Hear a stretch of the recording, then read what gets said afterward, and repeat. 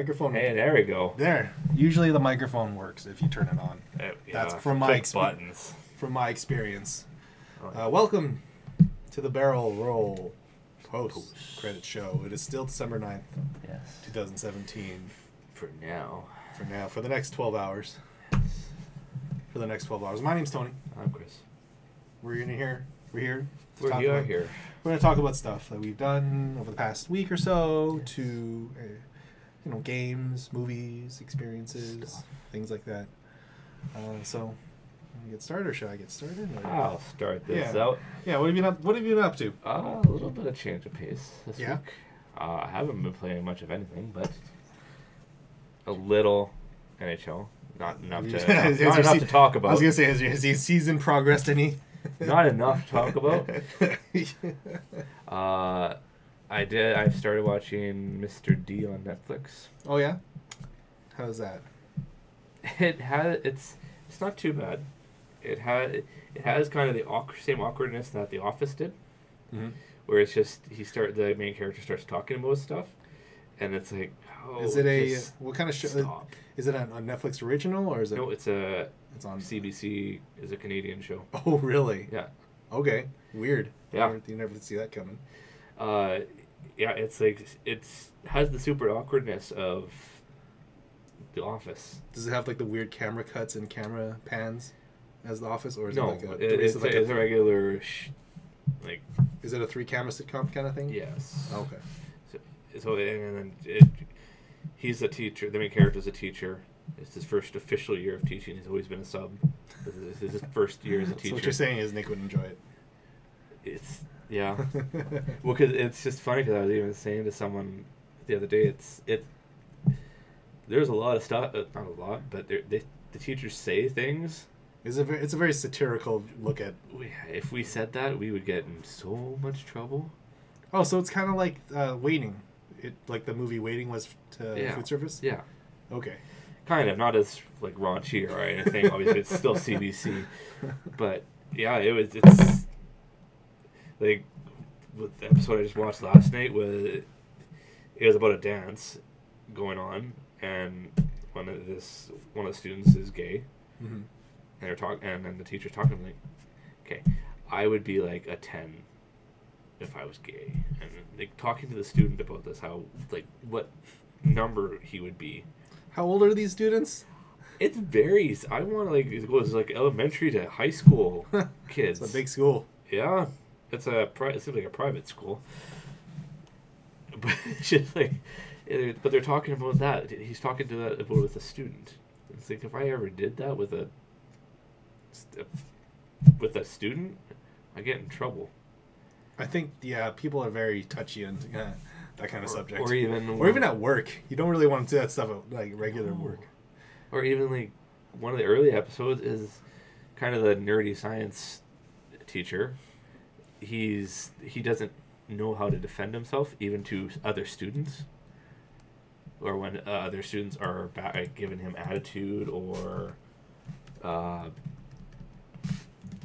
like back talking him and all that, he doesn't know how to respond to them. Mm-hmm. So it's just his different ways. This is how going into a bathroom and practicing in the mirror how I'm gonna what's my comeback to him.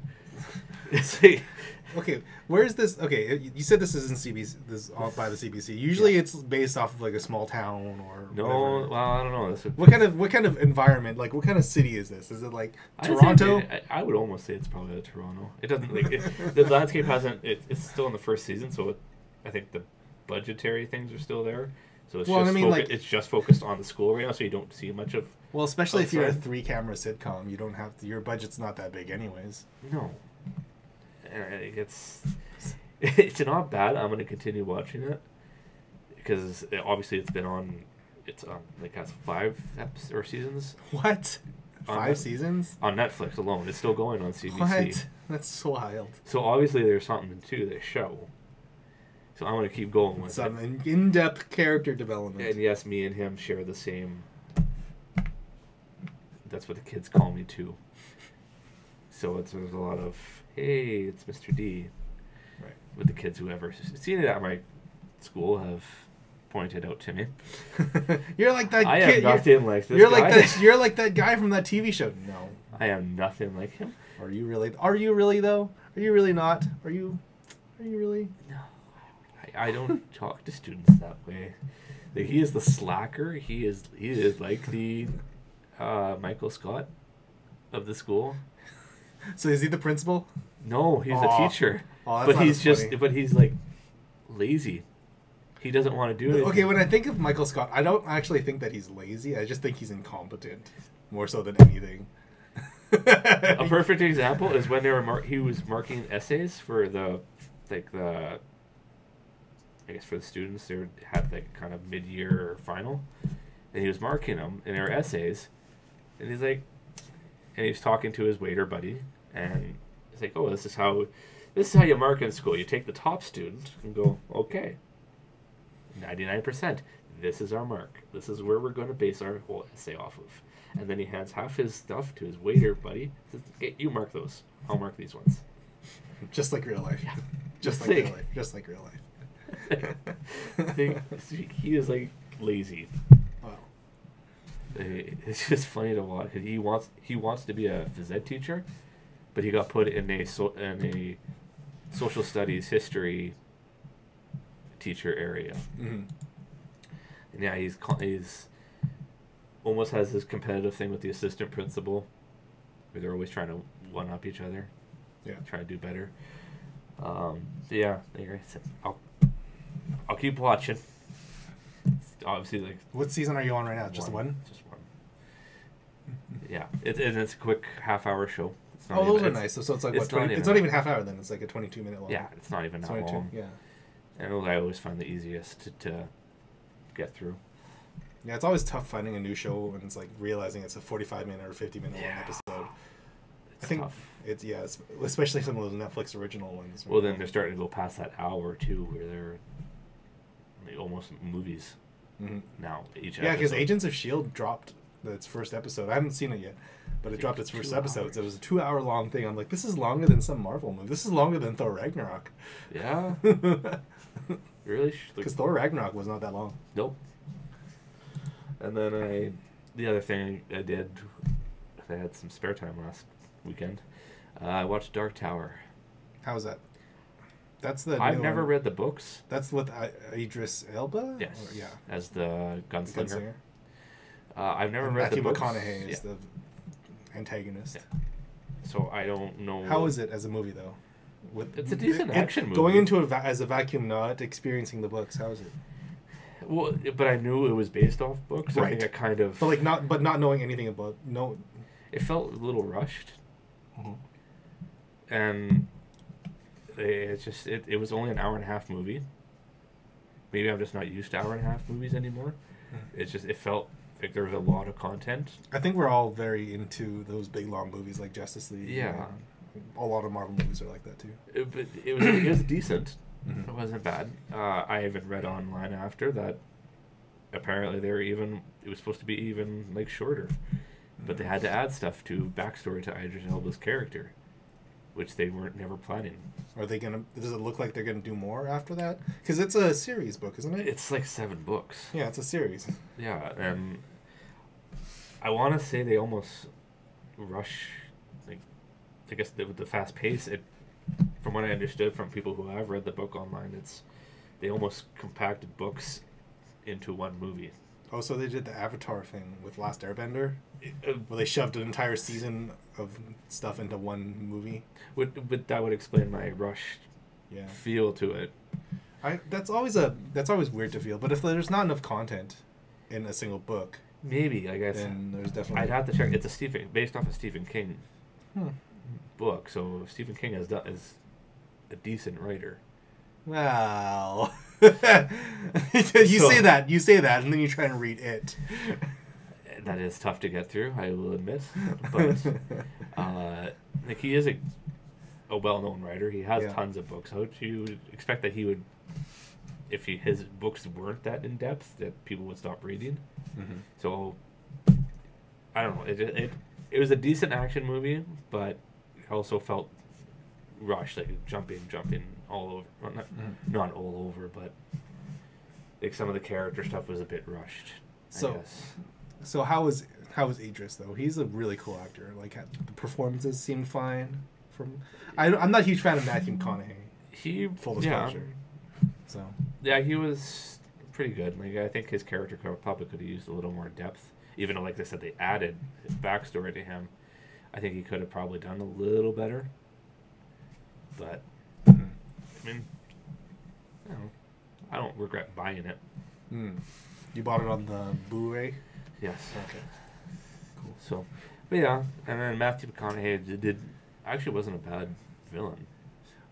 I've never seen him in a villain role. Maybe that's where my differentiation. Like I've always seen him as like, oh, he's sort of that good guy that kind of talks to us all the time. Right? He mumbles everything, but throughout the whole movie, he was the calm villain. Like, what are you gonna do? And he played that very well. Like they just had the confidence that he terrorized the characters, and just like, what are you gonna do about it? That's right. And I think he played that off pretty well. But yeah, I think this is supposed to jump into a TV series now. That was my understanding, as my correctly. So I mean, that might offer more in depth. But are they going to bring characters like Idris's character into? Well, they probably could. But he's he's getting expensive. I don't know that they would want him on a TV show. Well, not TV, but maybe as a miniseries. Probably is more realistic. Hard to say. Obviously, Stephen King almost referred to this as almost a prequel to his books. Interesting. That's a weird way to... Weird, but I don't know. He's a kooky guy anyways. Yeah. Yeah, if you take out the fact that it's based off a book, I think it was a passable movie. That's good. So, a good action movie. Yeah. But yeah, that has been my week. Really, it's been busy with Christmas shopping and Christmas time is here. I'm almost done. Christmas is here. I don't have anything done for anyone except for my fiance. Yeah, well, I mean that's what I spent last night, and then between actual real life hockey, watching that too. Yeah, this week has been weird. The last few games have been weird for Oilers. It's like we'll destroy one. It's a weird season. We'll destroy one team and then just get wrecked by the next. It's just been a weird season, and we're still not in good shape. Nope. So. Yeah, I don't see it getting any better.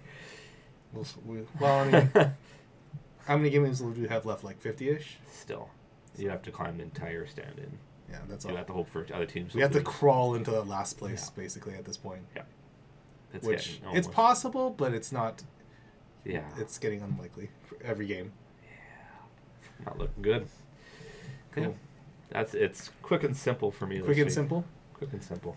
Last week I was busy with some Pokemon stuff. I had a League Cup to judge, so we had some players from Calgary come up. I think we had like 30 or 40 players. Not 40, I think we had 35 players or something like that on Saturday.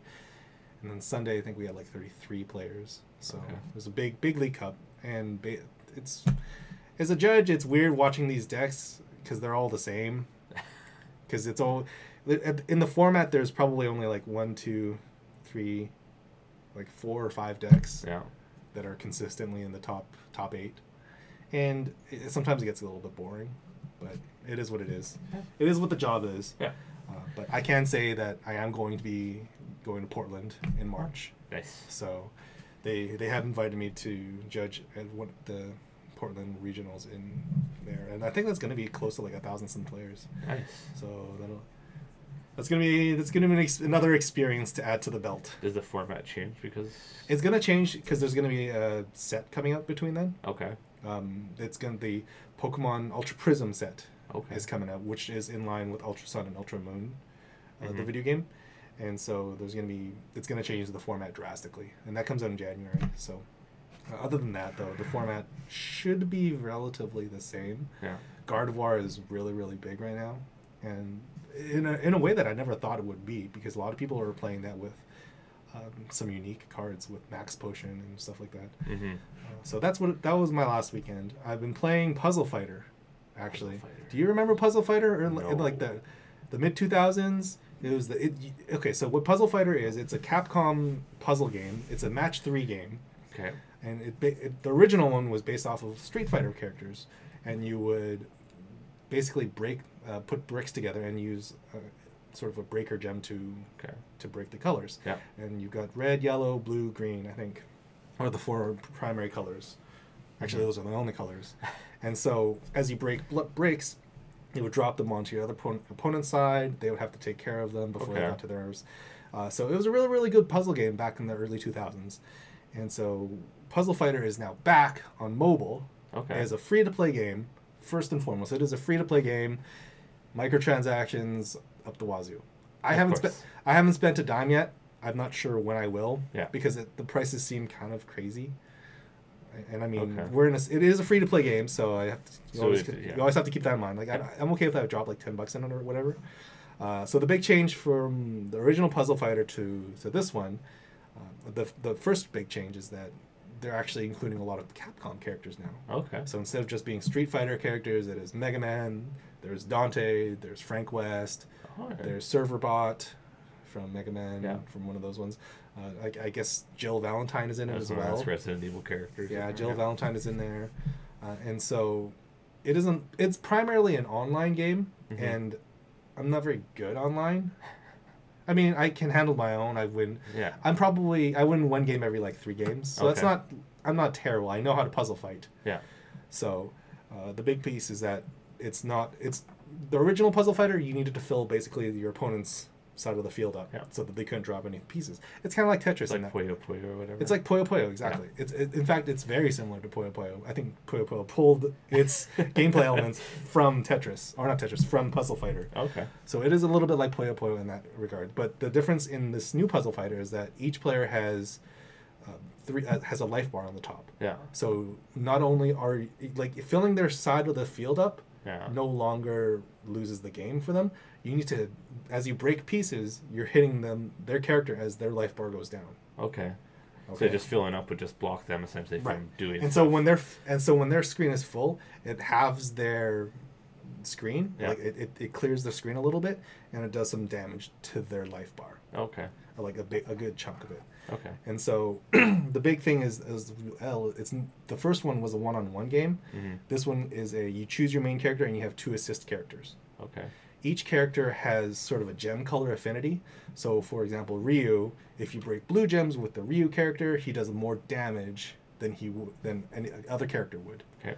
And so you want to fill your 3-man roster with different kind of colors so that when you do these big chain attacks, you're going to do more damage to your opponent.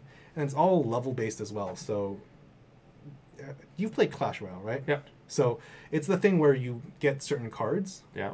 And then as soon as you get X amount of cards, you can level that skill up. Oh, okay. Yeah. So in Clash Royale, what was it, like you level that unit up or something like that? Is that how that worked? Yeah, that character would go up a level, and then the attack and everything would go up. And so that's how they govern it in Puzzle Fighter, is that, for example, the Shoryuken.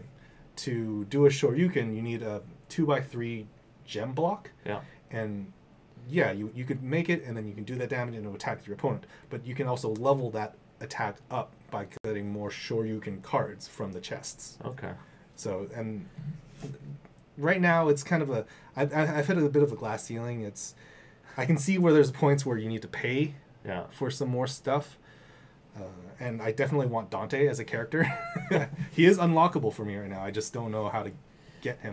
Is it like where it just takes a long time then? Or? So what I think happens is every 7 or 8 hours, the store will refresh. Okay. And there'll be a new character where you can buy with the in-game gems. Okay. And so it's been Jill, it's been Serverbot, it's been E Honda, but I've never seen Dante yet. Mm. But I think when Dante comes into the store is when I will drop money. Because I think that would be amazing to have. An amazing character to have. So, you can see where the pay-to-win portion of this game is. Because a lot of the times, people with high-level gems or high-level attacks will completely Shrek you online. Yeah. It's very visible. So how's the matchmaking then? Does it equal? Yes, so there is a tier system. Okay. So you start from, I guess nothing. You don't have a ranking. And then you go from bronze, super bronze, ultra bronze to silver. So it keeps you kind of in your level. Yeah, it keeps you in sort of that range. And every once in a while, it'll match you with a higher level player. And if you beat them, obviously you get more skill points to level up. And so, And every match, win or lose, will get you in-game coins, which you Okay. use to upgrade your character's skill cards. Okay. And so right now my roster is Ryu, Chun-Li, and M. Bison. It's a fairly good balance. I don't quite like it because it's 2 blue gem characters and a red gem character. Yeah. I think Dante's I think he's a red, but I want him, so that's a different story. Yeah.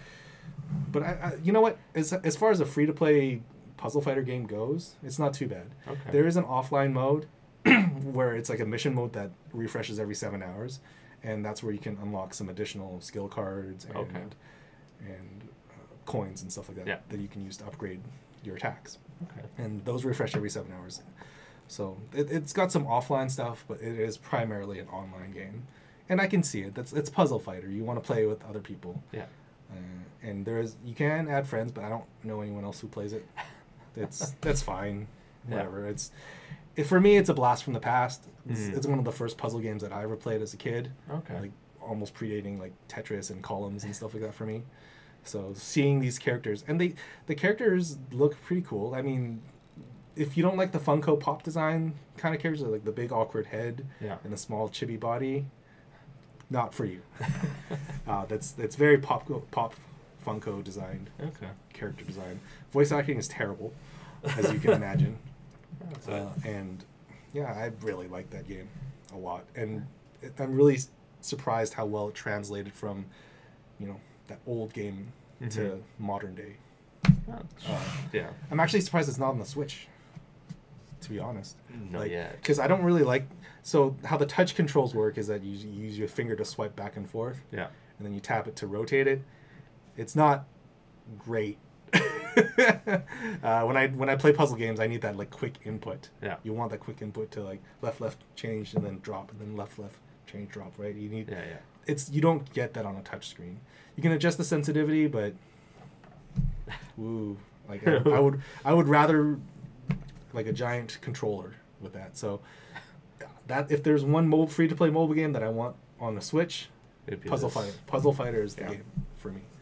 I would like that there. But yeah, other than Puzzle Fighter, I've been playing more Wolf 2. I'm getting through that. Still good. It's still very good. It's still very good. I got to one of the big sequences, the big WTF sequences. Yeah. I can't spoil it for you because it is seriously the weirdest thing that happens. And then after that moment, it gets so kooky. It sounds like that game. It is, and then there is I'm pretty sure it's a hidden trophy if you try to look it up online. Yeah. But it is the way I did it. You do it, and then it's I can't believe they gave me that option to do that. It is and it's a trophy there's a trophy for it. Okay.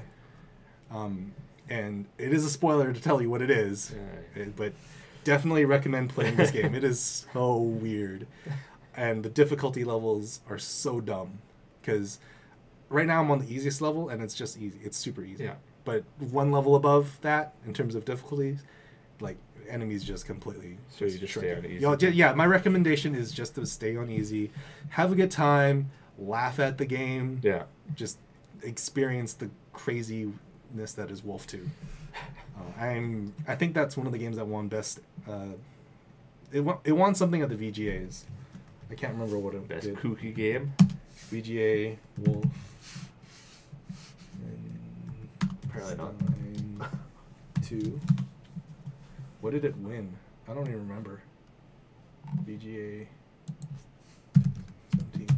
It won something at... I don't know. It won something. I think it was best art design or something like that. And yeah, that game deserves more than what it is. Yeah. Definitely everyone should play that game. And then just play more Pokemon Ultra Sun and Ultra Moon, because it's an easy game to pick up and play. I have a buddy that actually started that too. He asked me if I had it. I think no, I already beat it. Yeah, I'm taking my time. Yeah. And I just want to enjoy the game for what it is. It's basically still Sun and Moon from last year. He's a breeder. Oh yeah, he probably went to the Dittos too. Well, he just brought his guys over from son. Yeah, they just and did whatever he wanted to do to start. Didn't follow what they're. So he just kind of like rolled everyone with high level Pokemon. I don't know if it was high level, but he brought his guys over, and yeah, he said he got through it in no time. He should look into doing VGC stuff. We're trying to do VGC here in Edmonton. Either way, that's a different topic. Ultra Sun and Ultra Moon's really cool. My team right now is Wimpod, Gyarados, Alolan Raichu, okay, Zorua, and Dartrix. I can't remember what the last one is. Nothing. It'll come to me. Yeah. But yeah, I'm just enjoying what that game is. It's actually super fun still. Yeah. And much of it is still a swan song to the Pokemon on handheld. Yeah. But yeah, in terms of games, that's sort of what I've been up to. But in terms of movies, though, I watched Coco. Oh yes. I watched Coco. And how was Coco? Okay, so first and foremost, I did see that Frozen short. Yep. That Frozen short is a train wreck. Yeah. It is so... Okay, it's bad, but it feels bad because it's so dated. It feels really dated. Like, it feels like something they made in conjunction with the first Frozen movie. Yeah. If it was released in and around sort of that time period, it would have been fine. So too much time has passed. It has been very... I totally forgot that there was a Frozen short until just before the movie started. I was like, oh, there's a thing in front of... I gotta sit through this. Like, it's not good. It's... And you guys talked about it last week. It is over 20 minutes of just... It's not just Olaf. Okay. So the big story is that Elsa and Anna now have opened up the kingdom. Everyone's, all happy and everything. Yeah. And so one of the discussions that they had is like, oh, what's our family tradition? We don't have a family tradition. Mm-hmm. And so Olaf, overhears them saying that. And so I'd say about 60 or 65% of this movie is him going on an adventure looking for family traditions so he can bring them back to Elsa and Anna. And it is just so predictable and so dumb. Yeah. It is just bad. And I couldn't help but think the entire time, I'm like, man, LeFou really is really good at this. Like, it's just, I'd rather see LeFou. Yeah. It's not good. I heard, it wasn't. And so I totally agree, which is great because you guys are talking about last week how how does this work? Like, theaters can opt out no, showing it. It's gone now. It's gone now from all the theaters, but they have to show for an additional week. Yeah. The Coco. You because have to show Coco the amount of showings they had in a day with the short in front of it, the equal amount that they could add at least one more showing of Coco. Okay. So, getting to the other half, or the better part of Coco. Yeah. This movie, Coco, it is so good. Is it? It is one of the best animated movies I've seen of all time. And I thought that Moana was really, really good. And this... You're setting the bar high. It is so fun. There's so much to do, or so much to see in this movie. It is so colorful. Mm-hmm. You can tell Pixar really put their all into the designing of the underworld and all of the colorful dances and musical pieces. And the best part is when they're in the human world, it actually looks like they're humans. The crazy, like, you can tell it's clearly, like, the CGIs and the big eyes and stuff like that. But just at a glance, you look at it, it's like, that's real lighting on real skin. That's real clothing. That's hair reacts like that in real life when he's running. And the dog physics, I guess. I mean, it is a cartoon dog, but he reacts like a dog would in real life. It is so scatterbrained and very scatterbrained, very, very loyal and very loose about everything.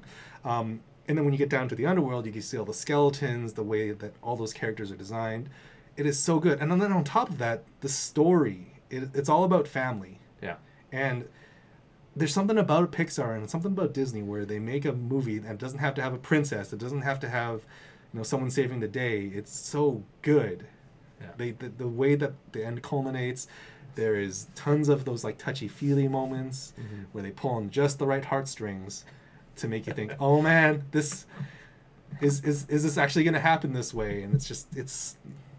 I recommend this movie. Like, it is so good. I would watch this movie again, especially now that there's no Frozen short in front of it. There shouldn't be anymore. Literally, the reviews for this movie are like, the only terrible part about this movie was the Frozen short.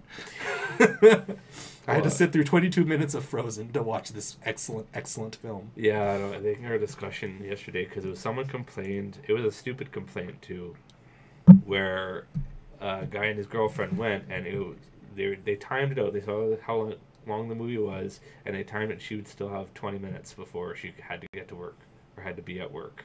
That didn't include the short. And so the short came on, and it just went on, and apparently she had to leave with like 20 minutes left in the movie. Oh, she missed the best parts. The end, so the last. That's our thing was that's kind of stupid because you shouldn't be planning that close to. You shouldn't. Work anyways. But that's where apparently that complaint started. It's just the length. I'm so okay without that short. It'll probably be on the Blu-ray. It'll be on the Blu-ray Stuff for sure. Guarantee it'll be on the Blu-ray. Guarantee they're gonna put it on some like Pixar, Disney like DVD thing. You could have put it on the Disney Channel. You could put it on the Disney Channel as a one-shot off and honestly a holiday special. I'm really surprised they didn't put the Tangled cartoon in front of this. That would have been much better. Could have, because the Tangled cartoon I hear is that's amazing.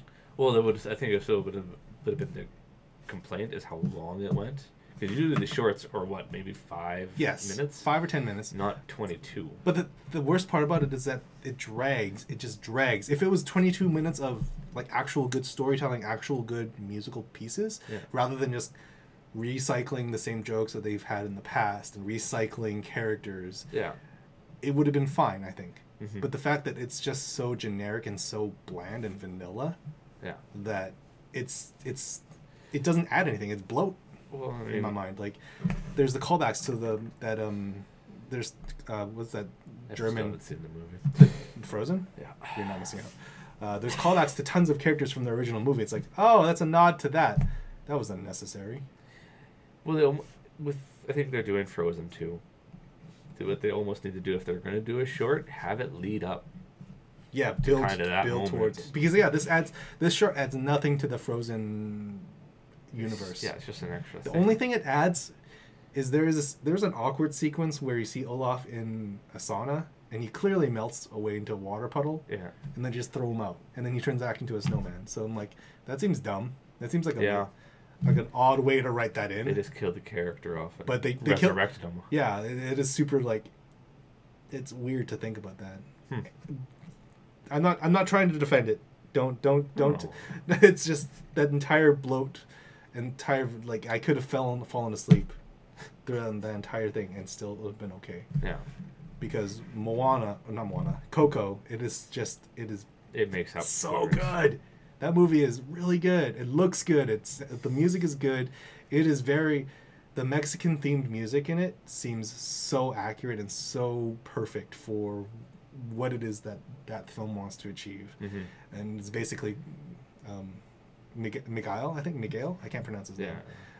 Him basically finding his grandfather in the underworld and sort of proving to everyone that he is a musician, not who he wants to be. Yeah. It is a bit of a coming of age story, but there's so many good twists in and around it that it's just you'll have a good time if you go to see it. And for me, I definitely saw one of the big plot twists coming, but it's just the reveal of it was so satisfying that I was able to forgive it. Yeah. In that sense, because it's like, yes, I clearly can see that they're building it towards this big reveal, but it's not what it is. It's the journey towards that that makes it so impactful. Yeah, I mean, we've seen so many movies now. Those twists. Yeah, some of it so easy to see coming. Right. I mean, for me personally, anyways. But yeah. So yeah. Definitely Coco has my recommendation in terms of if you're going to see an animated movie in 2017 or even 2018, if this doesn't win an Oscar next year, I will be so mad. So mad? Really mad. Because was Moana? Moana was last year. Oh, okay. Moana was up against Inside Out last year. Really? Yeah, and Inside Out won. Alright. I know. I I thought still haven't seen Moana either, so I had to think about. Really, Moana's good. I have Moana. I just haven't gotten around to watching it. Moana's super good still. Yeah. So that's sort of been my week. I mean, I'm trying to think of any TV shows I've watched. I don't think I've watched anything big. I've stalled on the one that Don't Trust the Bee in Apartment 23. I think I've stalled on that one because knowing that after I finish the second season there's no more makes me not want to watch it. Yeah. Because it's like I don't want to get left on a cliffhanger at the end of it. Oh yeah, there's always that. So there's always a big possibility or a big caution for me in that. Yeah. I probably will end up finishing it, but I'm in no rush to. But yeah, that's sort of been my week. Cool. Week and a half or two. Yeah. Yeah, Puzzle Fighter is so good. It's so dumb. It's so good. So dumb. It's good and dumb, and I will drop money onto it eventually. But yeah, that's it. Cool. Thanks. That's it. Hey. Yes. I think one of the things we need to start talking about is end of the year content. I'm ready for it. I already have my game and I have my movie of the year. Okay, so what we did last year was we didn't just do game and movie of the year. We also did things because the thing you have to realize, we're not like any of those big other websites that has oodles of time to play literally every video game. Like I wish. I haven't played Horizon. Nick hasn't played Wolf. You haven't played Zelda or Odyssey. Or Odyssey. So it's like we can't really make that discussion. Yeah. So what we normally do is things that we really enjoyed throughout the year. We don't do like overall barrel. Last year. No, but we don't do like overall barrel roll things that this game is game of our year. Opinion of it's what we think. Usually that's what we do, and so we also add on top of that things that's like what we thought was the best train wreck of the year, or what we're looking forward to next year, that kind of stuff. You have to give me these categories. I have to think about this. Well, that's why I think we need. We're gonna have to make it a really good discussion about sort of the topics we want on this year. Because last year we sort of impromptu made end of year content. We don't do game of the year or movie of the year. It's just. It's our opinion. What we really enjoyed this year, because we have other stuff to do. Of it. We have stuff to do. So, but yeah, look forward to that. It probably won't be next week. Oh, I think it'll be a couple weeks still. No, hold on. Let's pull up a calendar because it's the 9th today. So it will realistically it'll probably be the 23rd. We could do the 30th. The 23rd or the 30th, one of those two, I think would be realistic. I think. If we're going to be planning that, we should get as many of us here as possible. Well, but then we might have to move to a Friday. But that's a totally separate. That's a different discussion.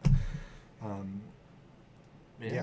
yeah, like look for some end of the year content. I think we should really start having that discussion of sort of topics and absolutely subjects what we should talk about, and just talk about that because the end of the year there's not really much news, anyways.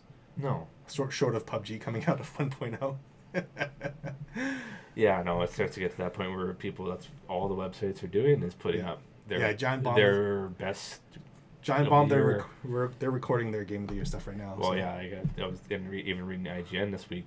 They've already started their best PlayStation games of the year. They did the Switch one earlier. Yeah, and it's just we're getting a little thinner on stories. We need that Fox and Disney thing to go through so we can. I really don't want to. I just. I know you don't want to. I'm so divided about it because I feel like it's so good. It would be the best, but then, for me, it's just I don't want to lose other things. I want it to be a healthy environment. But that's all for us today for our post-credit show. Thank you. Yes. Thank you for joining us or watching us on the rewind. On YouTube or whatever you have you.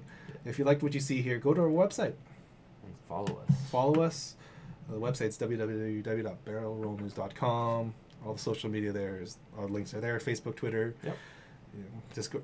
Links for the Discord. If you have any questions in the chat, which I failed to notice the chat. Let's see if anyone said anything there. Anything? I don't think anyone. No, it's just us talking. Just us talking, which is that's fine.